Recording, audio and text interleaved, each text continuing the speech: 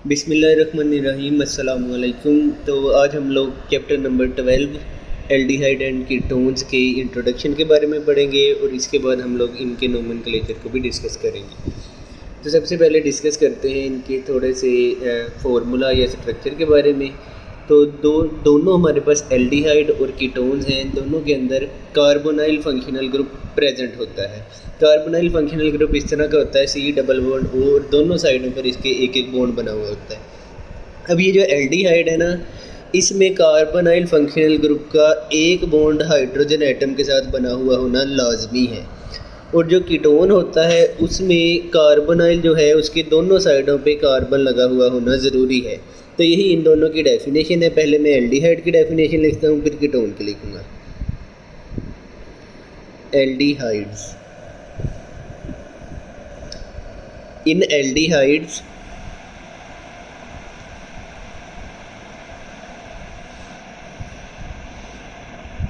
The carbonyl functional group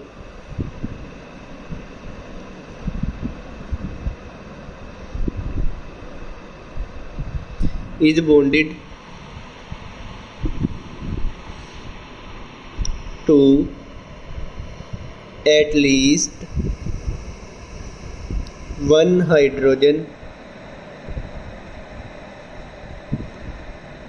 atom,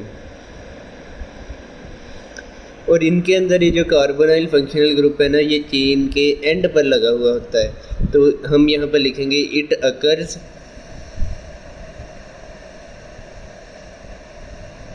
at the end of the chain. अब इनका जो general formula बनेगा वो इस तरह का बनेगा, आर यानी कि अल्काइल ग्रुप, इसका बॉन्ड बना हुआ है C डबल बॉन्ड O, और इसकी एक साइड पे हाइड्रोजन लगा हो। अब ये जो R है इसकी जगह हाइड्रोजन भी आ सकता है और कार्बन की चेन भी आ सकती है। तो ये एल्डिहाइड की डेफिनेशन है। अब हम लोग डिस्कस करते हैं कीटोन्स की definition.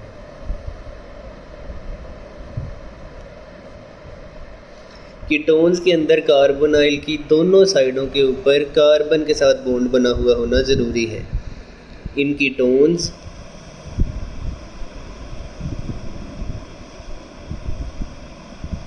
Carbonyl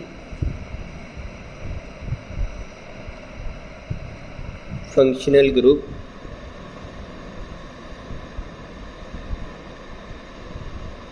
is bonded to two carbon atoms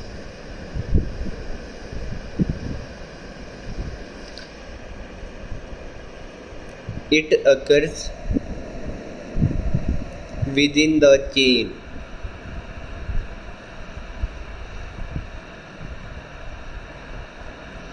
और ये जो होता है कार्बोनाइल फंक्शनल ग्रुप, ये चेन के दरमियान में कहीं पर जाकर होता है, कॉर्नर पर प्रेजेंट नहीं होता। इनका जो जनरल फार्मूला है वो इस तरह से बनेगा, कार्बोनाइल आ गया और इसके दोनों साइडों पे कार्बन लगा हुआ होना ज़रूरी है। एक को आर कह दें और एक को R डैश कह दें। इसका मतलब है कि ये दोनों डिफरेंट भी हो सकते हैं और सेम भी हो सकते हैं, ज़रूरी नहीं है कि ये सेम ही होने हैं। तो ये कीटोन्स की डेफिनेशन है। इसके बाद हम लोग डिस्कस करते हैं नोमेनक्लेचर को।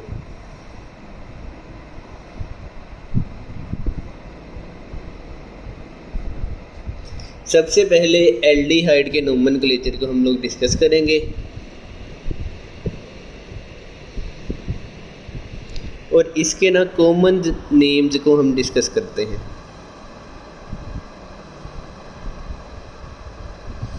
सबसे जो सिंपलेस्ट एल्डिहाइड है हमारे पास वो है C double bond O, right पर भी हाइड्रोजन और लेफ्ट के ऊपर भी हाइड्रोजन। इसका नाम होता है फॉर्मेल्डिहाइड, ये कॉमन नेम है इसका।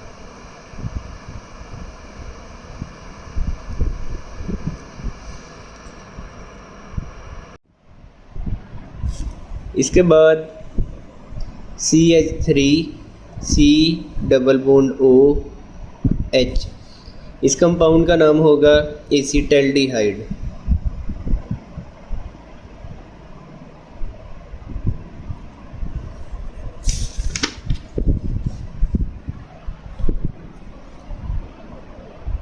CH3 CH2 C double bond OH। इस कंपाउंड का नाम होगा प्रोपियोनेल्डिहाइड। इसी तरह अगर 4 कार्बन वाला हो हमारे पास CH3 CH2 CH2 C double bond OH, इसका नाम होगा ब्यूटाइलएल्डिहाइड।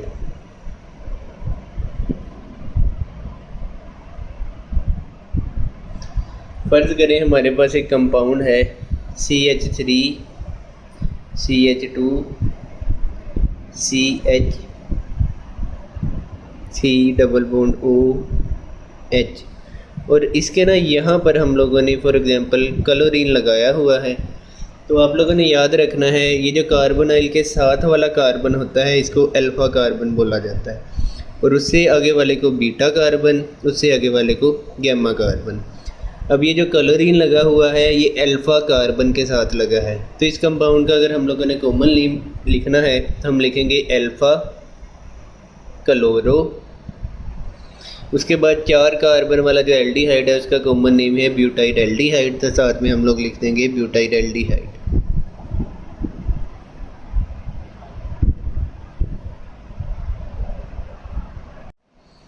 अब हम लोग इनके IUPAC नेम्स को डिस्कस करते हैं। फ़र्ज़ करें हमारे पास एक कार्बन वाला एल्डिहाइड है, तो इसका जो IUPAC नेम होगा, आप लोगों ने एक कार्बन को हम लोग क्योंकि मेथा बोलते हैं तो आप लोगों ने इसके एंड के ऊपर NaL लिख देना है, तो इसका IUPAC नेम बन गया मेथानल। अगर हमारे पास 2 कार्बन वाला है CH3 C double bond OH, तो इसका नाम 2 कार्बन है तो हम लोग लिखेंगे एथा, और इसके बाद हम लोगों ने NaL लिख देना है, तो ये एथानल। अगर हमारे पास 3 कार्बन है CH3 CH2 C double bond OH, तो 3 कार्बन को हम प्रोपा बोलते हैं, हम लोगों ने लिखा प्रोपा, एंड पर हम लोग लिख देंगे NaL, तो ये प्रोपानल बन गया। अब फ़र्ज़ करें हमारे पास एक कंपाउंड है CH3 CH2 CH C double bond OH, और यहाँ पर फ़र्ज़ करें क्लोरीन लग गया है। अब हम लोगों ने इसका IUPAC नेम लिखना है। तो अब याद रखें जब IUPAC नेम्स देने हैं ना तो आप लोगों ने अल्फ़ा बीटा नहीं लिखना होता, आप लोगों ने 1 2 3 से नंबरिंग स्टार्ट करनी है, और आप लोगों ने नंबरिंग वहाँ से देनी है जहाँ से कार्बोनाइल को छोटा नंबर मिल रहा हो। तो कार्बोनाइल को हम, जाहिर सी बात है ये एंड पर ही होगी, तो कार्बोनाइल जो है एल्डिहाइड के अंदर उसको हमेशा नंबर 1 ही मिलेगा, 1 2 3 और 4। और आप लोगों ने कार्बोनाइल को पहला नंबर देना है। जो अल्फ़ा बीटा वाला कंसेप्ट था उसके अंदर जो अल्फ़ा हम देते थे वो कार्बोनाइल के साथ वाले कार्बन को देते थे। अब यहाँ पर जो नंबरिंग शुरू करनी है आप लोगों ने कार्बोनाइल से ही शुरू करनी है, 1 2 3 4। 2 पोजीशन के ऊपर क्लोरीन लगा है तो हम बोलेंगे 2 क्लोरो। उसके बाद 4 कार्बन है, 4 कार्बन है तो हम लोग लिखेंगे ब्यूटा, साथ में एंड पर हम लोग लिख देंगे नल। तो इस कंपाउंड का नाम बना 2 क्लोरो ब्यूटानल। अब हम लोग कीटोन्स के नोमेनक्लेचर को डिस्कस करते हैं। पहले हम लोगों ने कीटोन्स के जो कॉमन नेम्स हैं उनको डिस्कस करना है। नोमेनक्लेचर ऑफ कीटोन्स, और इसके जो कॉमन नेम्स हैं सिर्फ उनको डिस्कस करेंगे। तो सबसे पहले जो कीटोन होता है उसमें कार्बोनाइल होता है, कार्बोनाइल के दोनों साइडों पे कार्बन लगे होते हैं। सिंपलेस्ट जो कीटोन होगा कार्बोनाइल के दोनों साइडों पे CH3 ग्रुप लगा होगा। अब देखें इसका जो कॉमन नेम्स है वो है एसीटोन। इसके अलावा इसका एक और कॉमन नेम है। आप लोगों ने क्या करना है, आप लोगों ने देखना है कार्बोनाइल की दोनों साइडों पे कौन सा अल्काइल ग्रुप लगा है। इसके लेफ़्ट पर भी मिथाइल ग्रुप लगा है और इसके राइट पर भी मिथाइल ग्रुप लगा है, तो हम इसका नाम देंगे डाई मिथाइल, क्योंकि 2 मिथाइल ग्रुप हो गए, डाई मिथाइल। और साथ में आप लोगों ने कीटोन लिख देना है। उसके बाद सेकंड ऐसा कीटोन जिसके एक साइड पर 2 कार्बन है और एक साइड पर 1 कार्बन है। अब देखें मिथाइल भी आ गया और इथाइल भी आ गया। अब आप लोगों ने अल्फ़ाबेटिकल ऑर्डर में चलना है। आप लोगों ने मिथाइल और इथाइल में से उसको चूज़ करना है जो कि अल्फ़ाबेटिकली पहला वर्ड आ रहा है। फॉर एग्ज़ाम्पल मिथाइल का M पहले आता है या इथाइल का E पहले आता है। जो अल्फ़ाबेट पहले आ रहा है आप लोगों ने उसको पहले लिखना है। तो हम पहले लिखेंगे इथाइल क्योंकि E जो है वो M से पहले आता है। उसके बाद आप लोगों ने लिखना है मिथाइल, उसके बाद आप लोगों ने लिख देना है कीटोन। तो इस कंपाउंड का नाम इथाइल मिथाइल कीटोन है, मिथाइल इथाइल कीटोन नहीं। अब फर्ज करें आपके पास कंपाउंड है जिसमें दोनों साइडों पर इथाइल ग्रुप लगा हुआ है। अब 2 इथाइल ग्रुप आ गए, हम लोग इसका नाम लिखेंगे डाई इथाइल। डाई इथाइल साथ में लिख देंगे कीटोन।